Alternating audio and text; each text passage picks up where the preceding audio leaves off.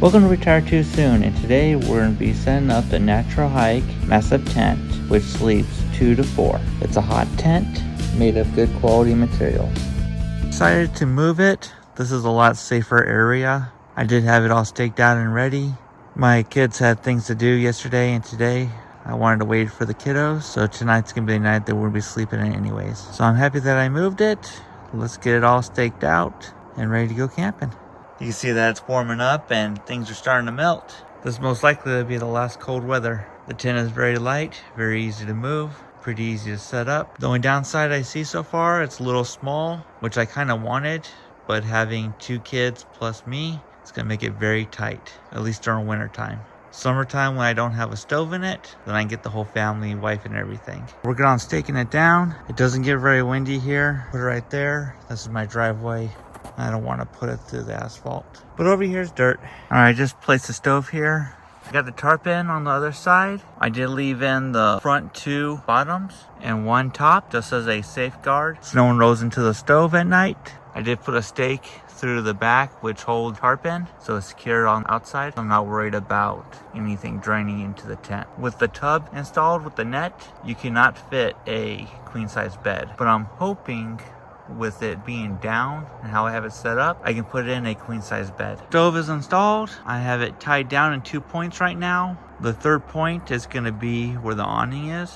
I think I'm going to move my truck over here for a little bit of privacy and also to use as a tie down point. Tied down to my 2nd gen Cummins. There's a lot of videos on my channel, but I am setting this up to go camping with. So this is like a backup. So we have a tent and also the truck. And obviously you do not want to go backpacking with this setup.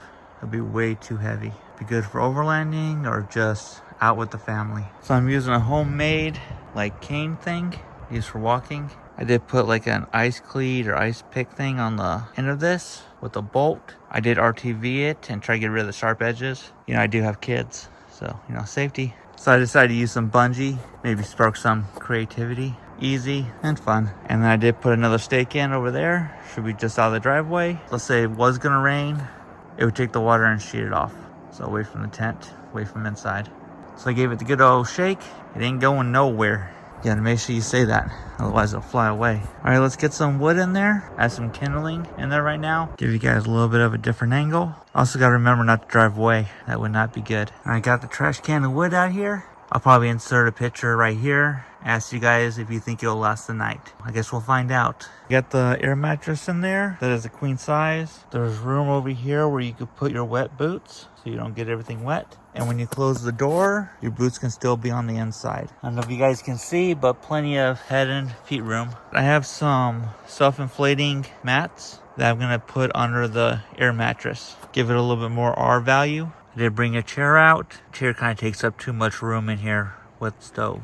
Without the stove, it'll be fine. Got the stove loaded up with some wood. I have a trash can in here which still has more wood in it, so if I need it. I have a carbon monoxide detector hanging there, so at least give us a warning. There's plenty of ventilation. I'm not too worried about it. It's 9 o'clock at night. Let's get the fire going, get some coals, and then we'll get ready to go to bed.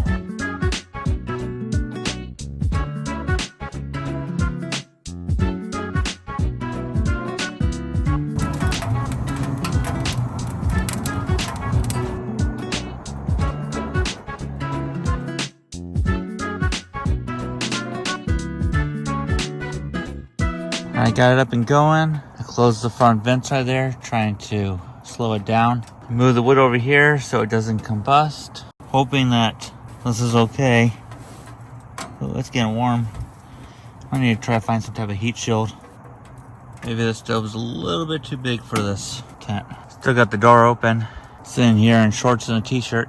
Notice up there it touched. Give it kind of a burning smell. See, it's glowing. I put a cooking pan there. Hopefully that deflects a lot of the heat away from the bed. I think it got to cool down enough where the chimney is not glowing red anymore. Close the door here and get the kiddos. All right, me and the kiddos about to go to bed. Good night. Good night. All right, getting ready to take the tent down. You guys can see how much snow melted in there. I just pulled the stove out and I just want to show you guys the pan, how much it reflected the heat. And I would imagine if you had a tarp underneath it, it wouldn't burn the tarp. This is what's left over of the wood that we burned. So the trash can's just a little under halfway filled. So we used about maybe half the wood. But since I didn't have that part, see how it was putting the burn marks around the pipe? So I didn't particularly care for that. But hopefully that one part, if it ever gets here, will resolve that problem. But overall, really enjoyed it. Good experience. Kids are super excited. They want to spend another night out here. Comfortable. Putting down the self-inflating mats underneath the air mattress definitely made a big difference. A lot more comfortable. You didn't have all the coldness coming up from underneath you. So I was in shorts and t-shirt, and I couldn't even be underneath in my sleeping bag. Just wanted to show you guys how clean it burned.